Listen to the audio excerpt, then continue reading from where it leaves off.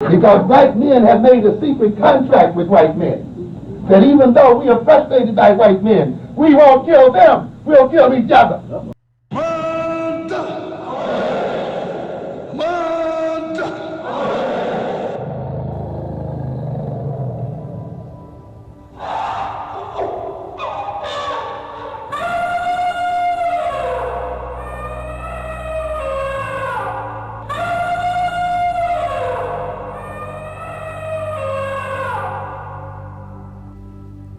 Peace and Black Power family. This is Amaja Awetu coming to you again. And this week, this particular topic, I want to talk about the role of black men and what they must do, what they need to do in order to get the job done.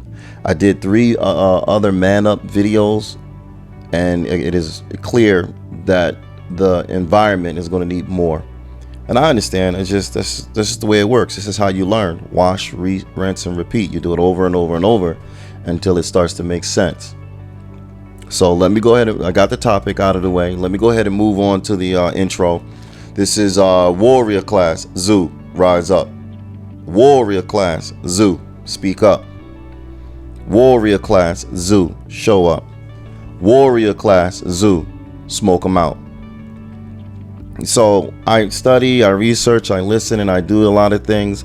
Who knew that this issue with Brother Polite would be an issue? Who knew that this was coming down the pike 10 years ago when young blood came on the scene with all that vast knowledge and that ability to spit game? Well, I knew, and many others like myself knew. So we're not fortune tellers. We're not men and women that can see into the future. What we basically are is we understand body language and talking points and behavioral patterns. And what we've learned is the primary reason why the audience support and pick individuals with those characteristics is because, in a nutshell, those individuals speak in a manner that is common sense to you. And they never speak in a manner of building. They never speak in a manner of getting it together now. They never speak in a manner of urgency. They never speak in a manner or tone that says this is what you got to do, this is what you must do, and these are the ways in which you must do it. At the same time, because of their body language, it is familiar to you, the viewer, the listener, of the ability to resonate. It resonates with you. Whereas if you get a Khalid Muhammad wouldn't really resonate with you guys. So you got one aspect that some people say, well, that's street because he's coming to you street. And then another aspect is because it's a low level vibration. And then another aspect is because he's a little too militant. You have to understand, you guys, the listeners, the audience, you avoid certain people. Even though you appreciate the knowledge, even though you appreciate the sacrifice, even though you appreciate the books, you avoid us. And because you avoid us, you often keep picking and choosing the wrong character types. Black folks really don't need a leader per se, but you are going to need, and somebody's going to have to get out there and do the heavy lifting. That's just the way it works. Even though we would have a code, who's going to strike the hammer? A nail needs to be driven into the 2x4.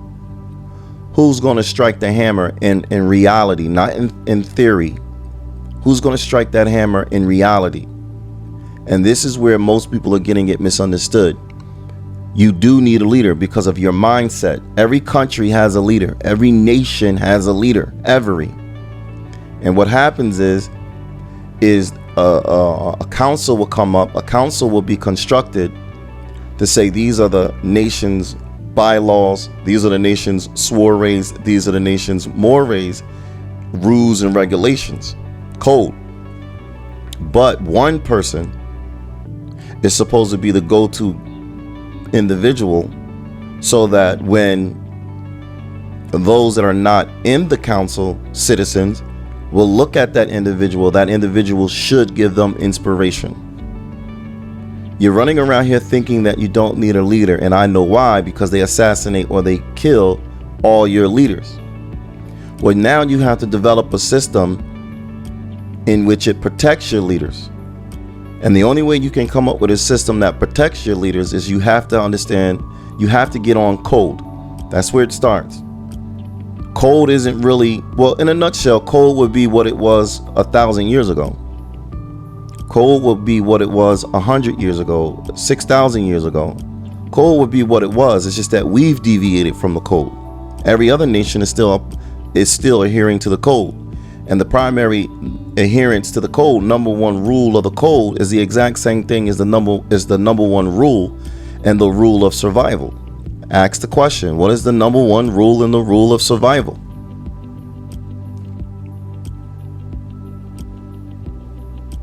The number one rule in the rule of survival is survival of the fittest, but the goal is to survive. That's the number one rule, to survive. And it seems like Black America, well, all of the African diaspora, Black diaspora, has given up in the fight of white supremacy racism, what it is and how it works in all areas of people activity. On every continent, on every landmass, on every soil, they've pretty much all given up. And they've given up because they're right to have given up. To be 100% honest, you can't really fault them for giving up. The way they think, the way they attack, the way they move, the way they react to situations, the enemy does seem like you can't beat them. But the problem with that is when you live on this earth with a can't beat them, join them mentality, who ultimately suffers from that thought process? You're living on this earth with a can't beat them, join them. So what you do is you try to integrate in, you try to comply with, you try to go along to get along. When your individual self is living like that, who else is being brought in? Who else is being attacked? Who else is being gathered up in that process? I'm asking you a basic question. It's a simple question, and I'm doing it this way deliberately because I need you to think. If me, the individual, said, I want to get over there on A Street. I like the way the houses look. I like the way the neighborhood look. I like the way they look. But A Street doesn't want me over there. They said, well, this is what we did as house owners, as property owners. This is what we did as, neighbors in this community. We did this, we did that, we did that. We got the homeowners association. We got the neighborhood watch. We got the local community store. We got enough things to where we don't need outsiders coming in. But if I want to get over there and I have to audition, if I audition to get over there and they accept me, you have to keep in mind that how far does the acceptance go? Does the acceptance stop at me, or does the acceptance stop at my children? Because they let me in. Now, what is the price? So what is the penalty? What is the wage? What am I going to have to do to stay there? I'm in, but what am I going to have to do to stay there? And if I look at their rules and regulations, and I look at the fees it costs to be a member, is there a guarantee that my children will be able to absorb those fees? Is it a guarantee? Is it a likelihood that my offsprings or my descendants will be able to maintain the house that I brought in the neighborhood that most people can't afford? And throughout time, you realize, even though I might have been able to afford it, even though I was willing to go to the distance and acquire it and maintain it and keep it, between my children and or grandchildren, one of the two was not able to maintain it. And because they were not able to maintain it, it pretty much went back to the organization. It went back to the community. It went to someone else. The buck stops with me. By proxy, probably my first generation descendant will get it, but you can't say that anything after anything within the pattern of the grandchildren or the great grandchildren are going to keep it. That's the problem with integrating in. You're safe, but your nation and your descendants are not safe. And the problem that men are having in America is that you decided to integrate in. And since you decided to integrate in, you stay away from the Khalid Muhammads, you stay away from the Martins, you stay away from the Malcolms, you stay away from people that can really push this thing forward and give credence to our future generations. Our future generations need land. Our future generations need buildings. Our future generations need housing. Our future generations need economics. Our future generations needs food sources. Our future generations need to be able to walk on this planet in a better condition than what we are.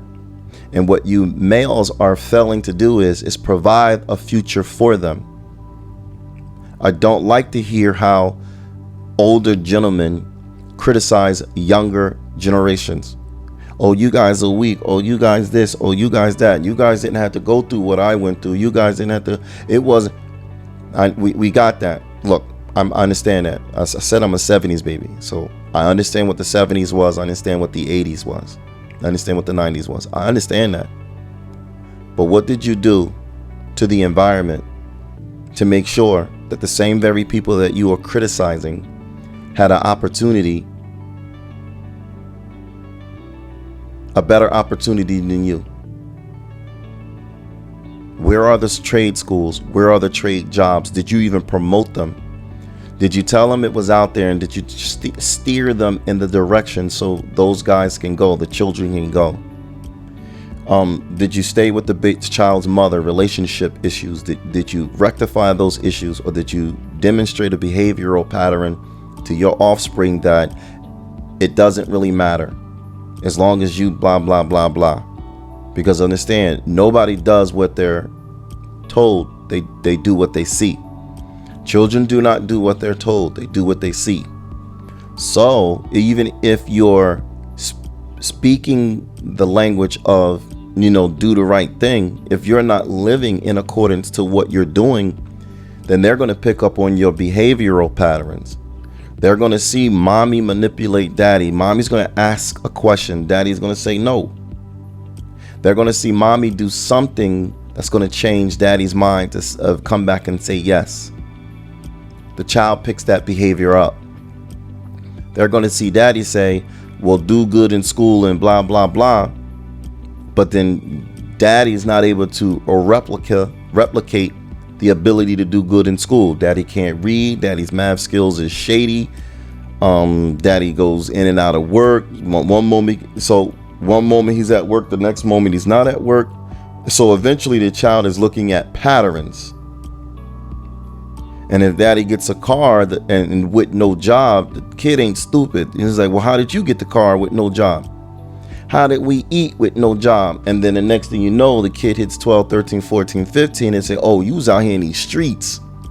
Well, if you was able to give me the PlayStation, if you was able to give me the Xbox, if you was able to do all these things with me and you didn't have a job, then I can do the same thing and not have a job. Even though you may be telling your child, to go to school, get an education, you didn't demonstrate what an education does for a child.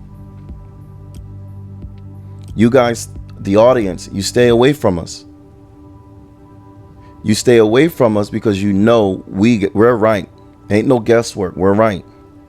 We're telling you to get off of Christianity. Why? And I said it in a previous video. I would never speak ill of the book.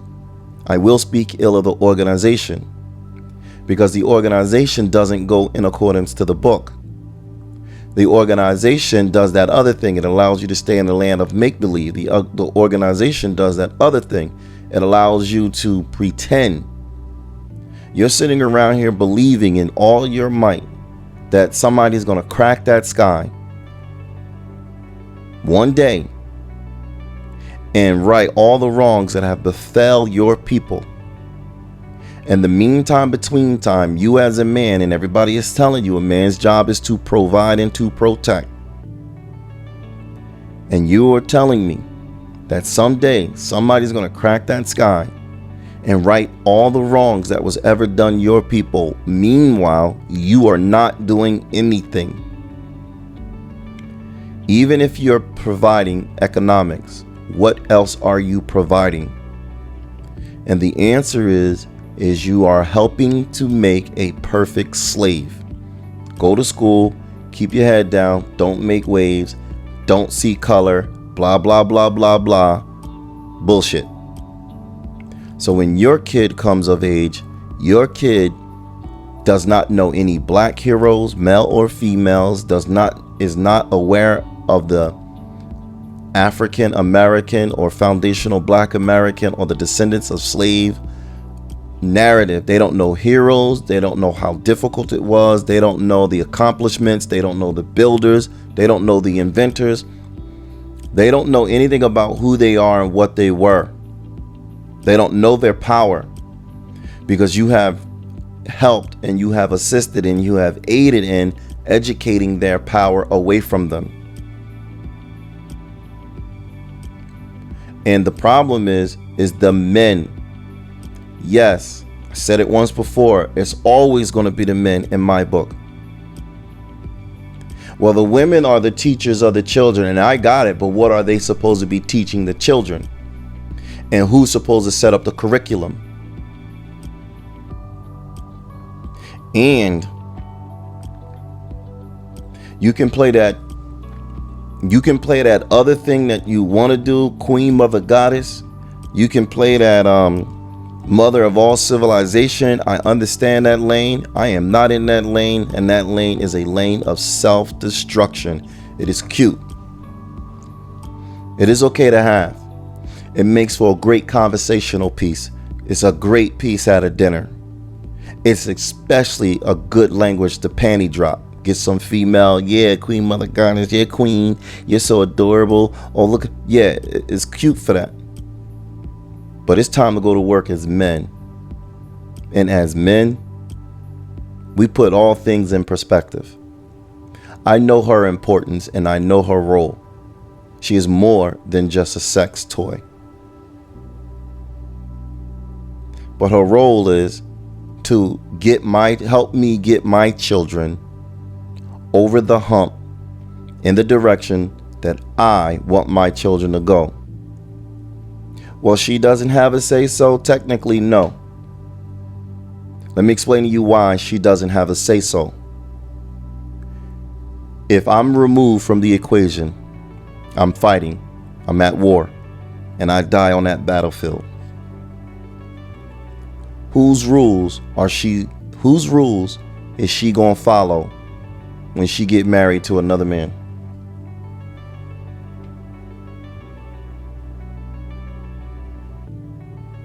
If she gets married to another man, or gets coupled with another man, or hitched up to another man, the rules that she's going to follow are the rules of that other man. Even if they do a 50-50, even if they do a compromise, either way it goes, he's going to bring in some rules. Even if it's not 100%, in order for them to cohabitate, he's going to have to say something. And when he says something, she's going to have to abide by it. So only way she averts abiding by somebody else's rules is she stay alone and she does her own thing. But in the real world, not in this world of feminism and make-believe, in the real world, it is easier for a female to get paired off with another male. And if she's paired off with another male, he does his part, she does his part, they meet in the middle. So if they're paired off with another male, but not the original male, the replacement male comes with his new rules. At the end of the day, she's going to be following somebody's rules. And the mistake that African American men is making is that they are broken. Because they are broken, they're not looking at situations in its full and complete totality. They're looking at a lot of things in the land of make-believe and the land of fantasy land, the Candyland, Fantasy Island. They're not really looking at handling the problem. They don't want to handle the problem. If a man comes into the room, into the environment, into the space, and he says, well, there's nothing we can do about it because it's the woman. What is that man basically telling you? Everything ain't absolute. It's an indication. What is that man basically telling you? That man is basically telling you, in a nutshell, he doesn't have to do anything because no matter what he does, it's up to the women. And if the women don't do anything, then it really isn't his fault. He did all he could do. And I'm explaining to you guys so you can get it. You have to select. You, the male, you have to select. And when you select the right female to breed with, when you select the right female to bear your offspring, when you select the right female to teach your children, she will automatically teach your children the way you want your children to be raised. The men are not doing what they're supposed to be doing. The men stay away from other males. Men don't stay away from other, like beta males. Beta males don't stay away from beta males. Cuck males don't stay away from cuck males. Everybody stays away from the stronger males, the warrior class males. They stay away from them because they know what it means. They understand the price. They understand the price. All that other stuff, I don't know what you mean. I don't understand. I got it. Those are the games that people play. People lie. But at the end of the day, they stay away from them. But their lives are made easier because of them. My life right now is made easier because of the sacrifice Martin Luther King made. Al Sharpton ain't Martin Luther King. That's a cuck. That's a simp. That's a lame. My life is made easier because of Malcolm X, the sacrifice that Malcolm X made, not Farrakhan. Farrakhan hasn't done anything major to where we as black males can benefit from it. He's a great lecturer. He's a great talker. He's a great historian. He's a great motivational speaker. But he hasn't done anything for the black community to get us up and do things. Both Million Man marches and nothing was accomplished. Nothing except a head count. You guys don't understand. You guys stay away from us. It's not us. We're not the problem. You are. And you've decided not to participate in the fight of white supremacy, racism, what it is, and all areas of people activity. You guys are doing this. I'm gonna try and play something for you guys as I'm up here, and this is from Amos Wilson. Forgot the year, but Amos Wilson he talks that talk I talk. It's just that he's an elder gentleman. He went out there in his time and he got that knowledge, he got that information, and he got that paperwork. Psychiatrist. And he pretty much is explaining what the issue is. And what I'm telling you is the same thing. I'm about 30 plus years younger than the man. The man is he's transitioned now, so he's passed on. And if my analysis is indicating the same thing his analysis was 30 years ago, then that means there's not necessarily that there's a truth to it, but it is a pattern. And if I see the pattern, I know other males see the pattern. Let me go ahead and play for you what Dr. Amos Wilson said. The major problem in the black community is not black male-female relations. The major problem in this country is black male-male relations. I'm telling you. Because if you could get it together and end this white boy's power over your life, and learn to operate as a team of people, and operate as a team of men, and decide you're going to break the power of white men to run the lives of black men, you can make life better for your women, and you can make life better for your children. But you're sitting down here killing each other because you're too cowardly yet to undertake the mission to remove the true source of your frustration. And this is the thing that scared these white folk this week up there on that train. Because black men have made a secret contract with white men, that even though we are frustrated by white men, we won't kill them, we'll kill each other. And now they're afraid that the contract is up. That instead of displaced aggression, as I talked about in black on black violence, where one displaces the aggression away from the true source of frustration onto something else, that at last we might be catching on that we need to change the object of our aggression. You need to change the object of your aggression. Black men have made a secret covenant with white men for black men not to attack white men. White supremacy, racism. And when I explain to people, the gangs came out relatively 40s, 50s, and the 60s. And those gangs were gangs. The original intent of the gangs were to basically they were mimicking the whites. They were mimicking the Irish. They were mimicking the Jews. They were mimicking the Italians. And in their mindset, they said, this is how they're getting it. This is how they made it. Well, we need to do what they did. So in theory, it makes sense. If that's how you climb the ladder, you should be able to climb the ladder the same way everybody else climbed the ladder in order to get up the ladder. In theory, it makes perfect sense. This is why in practicality, all theories don't work. In practicality,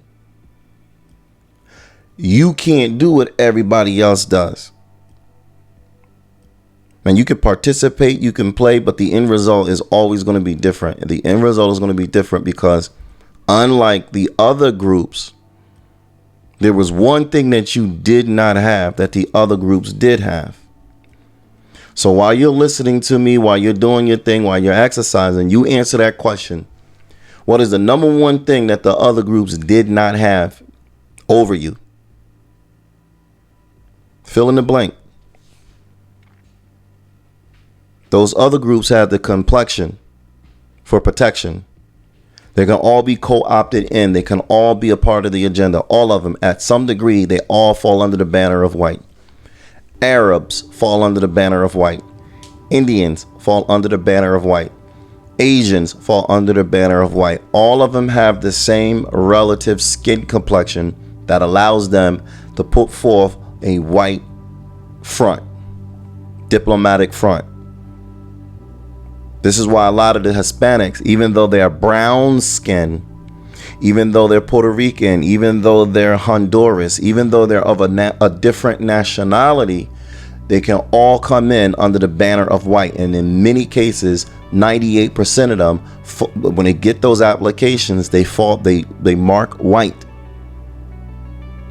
They all fall under the banner of white. So they had a skin complexion that afforded them the protection. They had an agency, they had a support group, they had a system that protected them. We did not. And because we did not, we weren't able to be co-opted into the law department. We weren't able to be co-opted into the business district. We weren't able to be co-opted into the politics. We weren't able to be co-opted into entertainment. We weren't able to be co-opted into sports. Well, I mean in the higher level, not at the lower level. Because we have our skin complexion, we were relegated to your sex trade, we were relegated to your drug trade, and we were relegated to your sports trade. We were relegated to your entertainment trade. So we're entertainment. Meanwhile, they master the higher levels of all of these areas of people activity. We operate the lower level. And with the Afghanistan thing that is happening right now, 8/20/21, August 2021, they're bringing over more Afghanistans, more immigrants, after they just let 25 million immigrants, Hispanic, Latino immigrants in. They just let 25 million in January, February, March, April, May. They just let them in of 2020.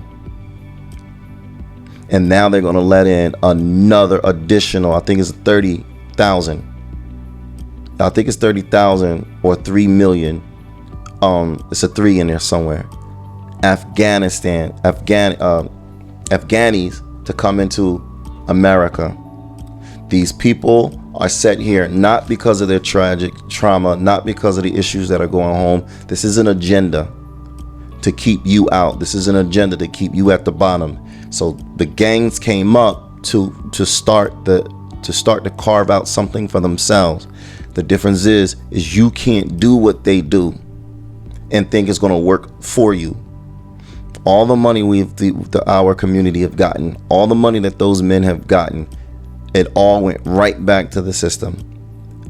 And I don't mean that in a condescending way, because all the money is going to go back to them, whether it be 100 days or 100 years. It's going to go all back to them, because that's the way they set up the system. What I'm saying is when the Italians were able to do it, at least they were able to get bowling alleys that they still own. They acquired the bowling alley in 1930. It's been able to be passed down through generation after generation after generation, New Brunswick, and it is still within the family. O'Reilly was able to get the restaurant, and it was able to be passed down through generation through generation through generation. Nathan's, the Coney Island hot dog, Nathan's. It came up in the 20s, and it was able to be passed down through generation through generation through generation. Zimmerman, it was able to be passed down through generation through generation through generation. Whereas when the blacks participated and tried to do what they did, it was not able to be passed down through generation through generation through generation, because their intent was to keep you out. Allow you to participate, allow you to get some money in your pocket, but because you are what you are, you cannot pass this down through generation through generation through generation. And it is this way specifically because black men are not stepping up, black men are not fighting. So when I make that statement, you don't have no more of the 13, you don't have no more of the 42. You don't have no more men like Rosewood. You don't have those men like the Tulsa race riots. You don't have no more of those type of men. We're here, but unlike years ago, all I had to do is look to my left, look to my right, and you with me? Yo, man, somebody got paid for that. You with me? Yeah, man, what you want to do? We go out there and we make them pay. We don't have that right now. Right now, I could go to somebody right now, this moment, this instant, and say, man, they wrong for that. What you want to do? This is how we should handle it. That ain't gonna work, man. I don't know, man. Why you gotta do it that way? These are the type of men that are running around. So then you get that coward. Well, you don't need nobody. Why don't you go do it yourself? Did they storm that goddamn Capitol? Was that Capitol that was stormed in January done by one person? Or did somebody get a bunch of like-minded individuals to prove a point? Be careful of coward talk. Coward talk is infamous, and their job is to never move off that goddamn porch. That's their job. And they've learned how to talk to you a certain way. Their job is to never come up out of that Bible. Well, when you read Psalms 3:16, when you read John 3:16, when you read Luke, well, you remember what happened to Job, don't you?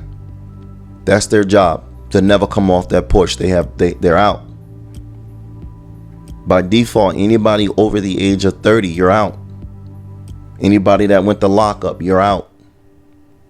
Anybody that spent a significant amount of time being poor, you're out.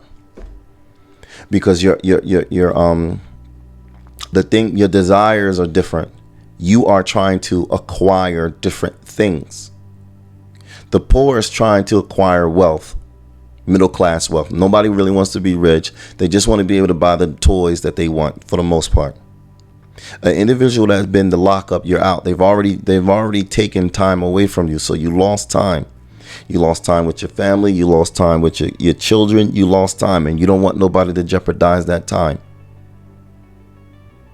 Old folks, you're out, because now you said all the things I've been through, all of this, all of that, and I'm about to retire in 7 more years. I got 7 more years, and then I get to get a full retirement. Man, I ain't gonna do nothing that's gonna jeopardize that. You're out.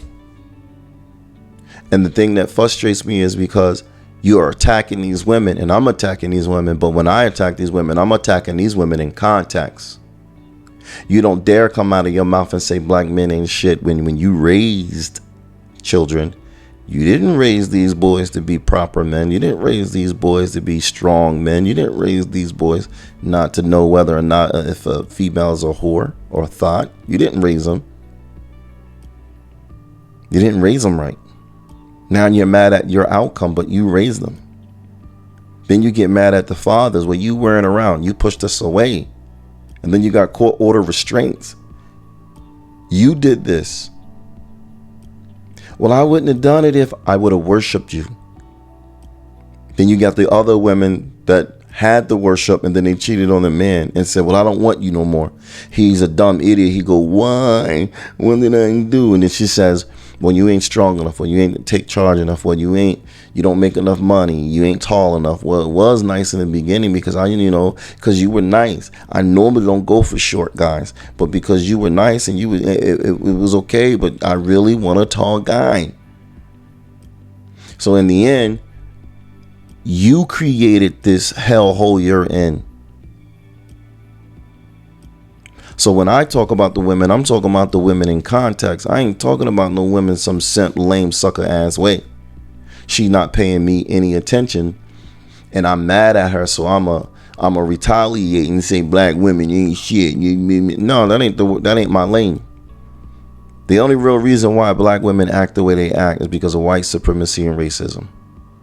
Slap her upside her head. She gonna call 2 numbers. She gonna call that dude that's looking at her at work that's interested in her, Pookie, Ray Ray. And if you happen to be a Pookie or Ray Ray, then she's gonna call 911. That's just the way it has always worked. She always dials those 2 numbers instead of shutting her mouth, instead of doing what she's supposed to do, instead of being on the side of right. She will rather use shame, insults, and guilt, and the need to be right. She will attack you. She will micromanage, attack you. Will micromanage, attack you.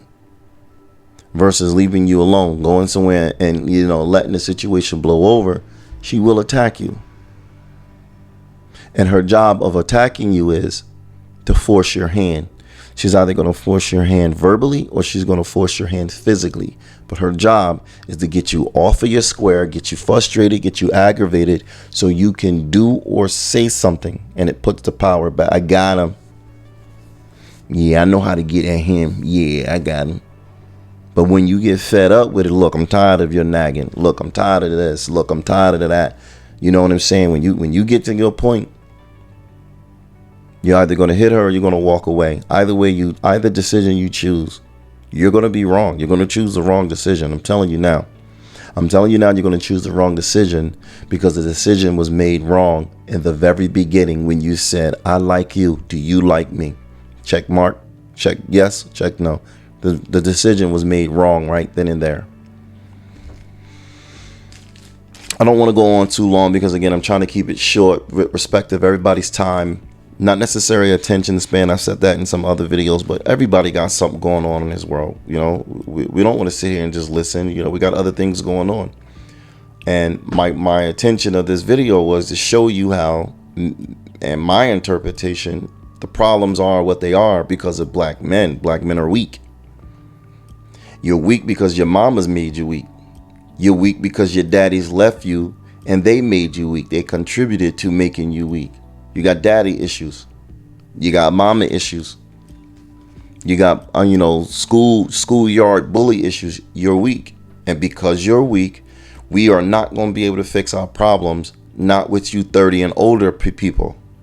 You 30 and older people, you're going to have to evaporate. You're too weak. You're too weak for the environment. We appreciate your contribution. Good or bad, we appreciate it. I told one dude, I got into, a little altercation, verbal. Everything is verbal, so it's no little fisticuffs or nothing like that. But, you talk to other people, and it's like, he said, I got you. It's like, I don't lose, I learn. So when I come to the table, I'm winning sitting at the table. They don't know that, but I know that. And even though you can pull up a fact, and even you can go in there and pull up a Bible verse, you got that aspect, but you did not catch the message. And the message always is, we got work to do. And if a nail needs to be driven in a piece of wood, you tell me what Bible verse is going to drive that nail into that piece of wood. Somebody got a Bible verse. Somebody got a Bible verse. The hinge on that door needs to be replaced. You tell me what Shun's The Art of War, Sun Tzu's chapter book verse is going to tell me about replacing or fixing that hinge that's on that door. But somebody got that. But they don't understand. And I know that they don't understand because they're wrapped in the world of they're wrapped up in the world of being verbally right. So it was like a verbal warfare. They want to be right with the words, but they will never be right with the practicality of it, the functionality of it. If a shed needs to be built, you can't build that shed by sitting at the table talking about Egyptology, paleontology, how fast the car went, how many points were scored on the board. You can't build that shed like that. You got to get out there and build that shed. Men are weak. Men are stark, crazy, batshit crazy weak, and they are cowardly. Even Marcus Garvey came around in the 1920s and said, you are a race of cowards. You are cowards. I just sat up here a week or so ago and basically read, my daughter was reading Addicted to White by Jerome E. Smith or something like that. The title of it is called Addicted to White. It's a book by Jerome E. something. And, she read it and she interpreted it and she said, we're cowards because we allowed the white man to do what he did. We remain cowards. Because after they did what they did, they psychologically beat up on us in a manner to where psychologically we're cowards. Yeah, we're all lifting 400 pounds. Yeah, we're all running a 100-meter race in a blink of an eye. But none of those strengths are none of those strengths liberating your people. None of them. You got black marksman shooters. You got black rifle shooters. You got black folks that know how to shoot an arrow like a 15th century Japanese samurai warrior. None of those tactics, none of those tricks, none of those abilities are liberating your people. None of those abilities are putting economics and finances in your future generations. All you all are doing is integrating into white America, white society. That's all you all are doing. And you're hoping that the next generation can do this and do that because you're really just after a peaceful death.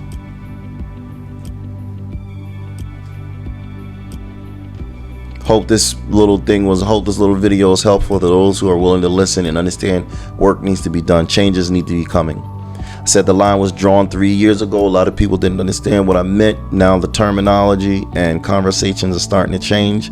And you even starting to see people speak on the rap music where they don't really like them rap music. They're going after Cardi B. They're going after Nicki Minaj. And they're going after Meg Thee Stallion. And in some circles, they're also going after some of the males. Lil Uzi Vert, Lil Durk. What's that boy's name with that Old Town Road? Lil Nas X. But it's gonna go full circle because the mumble rap has to go, the gangster rap, the Ice Cubes, the Ice T's, all of them gotta go. Now I'm not saying wipe it down completely ever. I'm saying control it. And unless you can control it, if you can't control it, then burn it. Quote from Huey P. Newton. Anything you don't control can be used as a weapon against you. And if black folks aren't trying to put themselves in a position to where they can control the outcomes, they can control the algorithm, can control what's coming and what's going, let it burn. Because the enemy does what the enemy always do. Outsiders do what outsiders always do.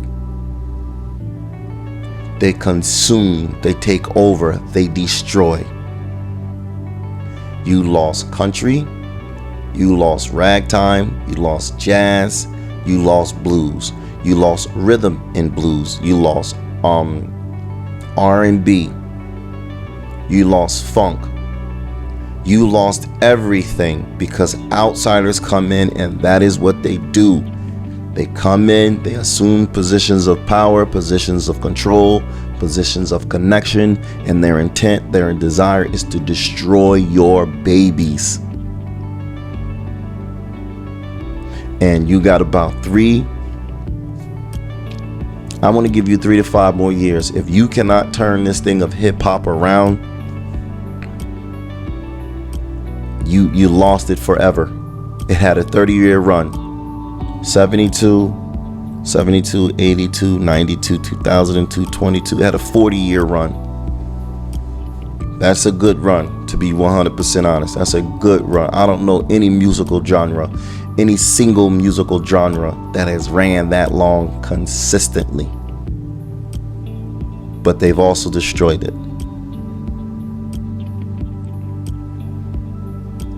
It is time for heterosexual black men to stand up. Stop pointing the finger at black women for what they do or what they don't do. She has 2 numbers on her sign. She got the number of Pookie and Ray Ray, and she got the number of white supremacy racism 911. And until you are willing to cross the line and pay the price, you can't do anything with that, because that's her trump card. You are asking her to feel compassion about you being attacked in this world. You are asking her to feel compassion and sympathy and empathy about the sacrifice that you have to be. All this is being drawn off of your blood, all of it. And you are asking her and trying to appeal to her and trying to show her who the target objective is. And she just doesn't care. She's going to survive whether you're here or whether you're not. She's going to bed winch up. She's going to couples living when you're not here. She just doesn't care. Yes, she knows her son will eventually take your place. But what you don't realize that she realized, it ain't her problem. They get on here and they speak those words. Look at their actions. None of them are raising their children to be warrior-like men. None of them. They're all raising their children to go play basketball, to go play football, to go rap, to go do whatever, but put the money back in their hands. They're raising black boys just like white massa is raised a bunch of slaves. They just don't care. But if you want to save yourself, if you want to save your son, if you want to save your daughter, you are going to have to put yourself in a position to where you acquire power. Money, power, respect. Warrior class, Zoo, rise up. Warrior class, Zoo, speak up. Warrior class, Zoo, show up. Warrior class, Zoo, smoke them out. Black power.